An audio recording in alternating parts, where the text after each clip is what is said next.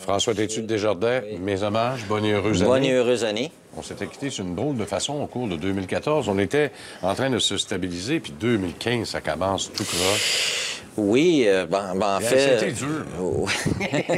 C'est le retour. En fait, on faisait des nouveaux records, ou on a fait des nouveaux records décembre, fin décembre, mais aussi sur moins de volume.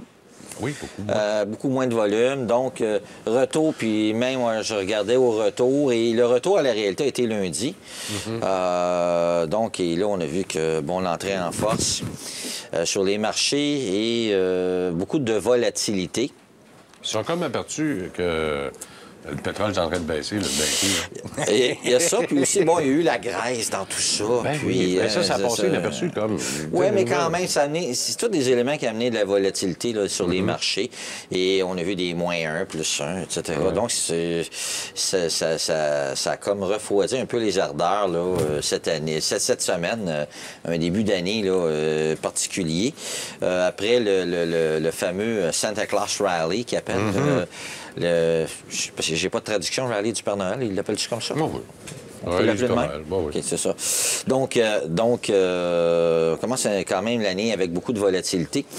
Et je crois quand même, dans un contexte où on prévoit un taux de croissance aux États-Unis assez fort, des taux d'intérêt très, très bas, mais quand même, les marchés pourraient demeurer... faudra vivre avec... beaucoup de volatilité en avant de nous là, pour 2015. Je ne sais pas si vous avez lu Bill Gross, son commentaire. Non, je ne l'ai pas vu. OK.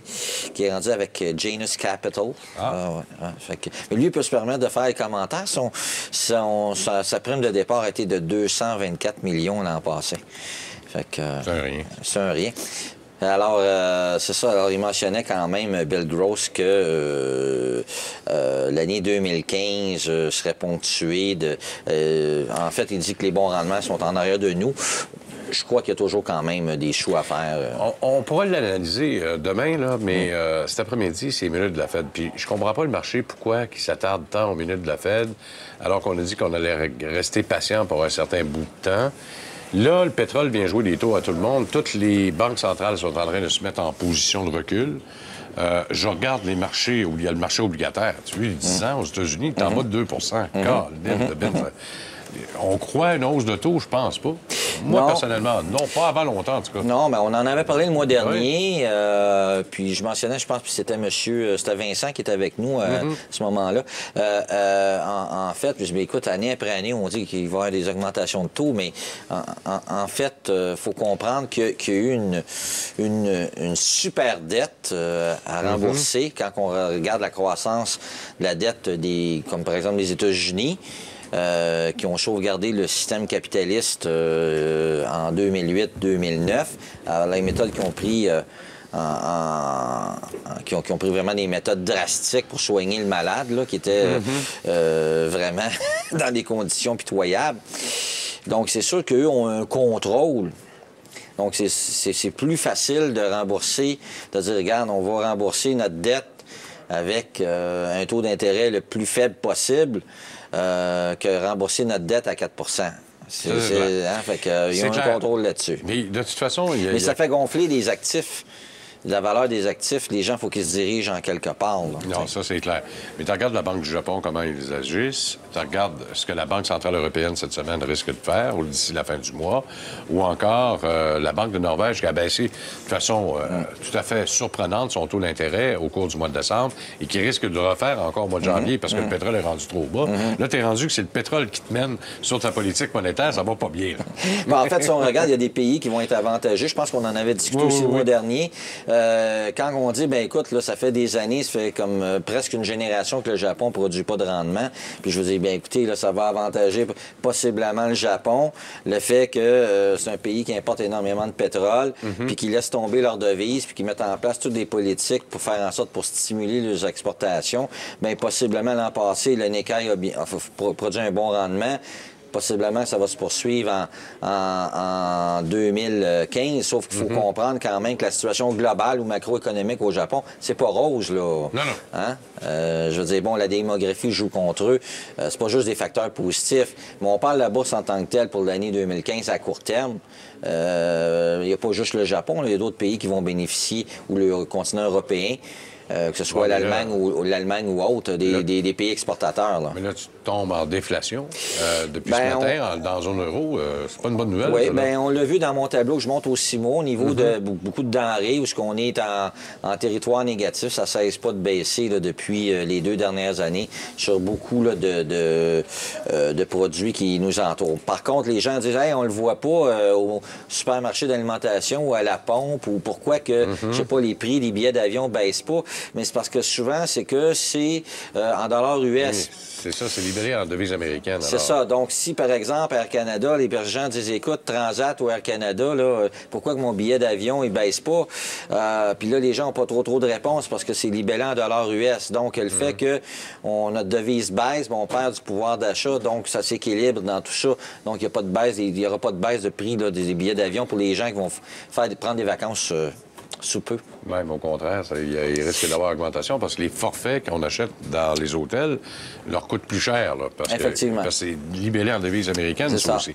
Il n'y en a même pas moins que sur le prix du billet en tant que tel. Le billet d'avion, en tout cas, je lisais des commentaires de l'IATA, il devrait au moins avoir des baisses, en tout cas sur les surcharges de carburant, parce qu'il leur coûte beaucoup moins cher. Oui. Nonobstant la devise canadienne. Oui, mais il y a toujours des bonnes raisons pour maintenir les prix. Ça passe à quelqu'un, ça? Oui. On a vu le marché baissier l'année passée sur les matières premières, je pense au pétrole, puis ça se poursuit encore cette année. On va remontrer, si vous voulez bien, monsieur le réalisateur, notre tableau. Prix de l'or, prix du cuivre. On a vu, c'est ça, dans les... barré, là. Ben, c'est parce que depuis 2010, on parle du super cycle des ressources qui serait terminé. Puis on a parlé à quelques reprises du plan Nord.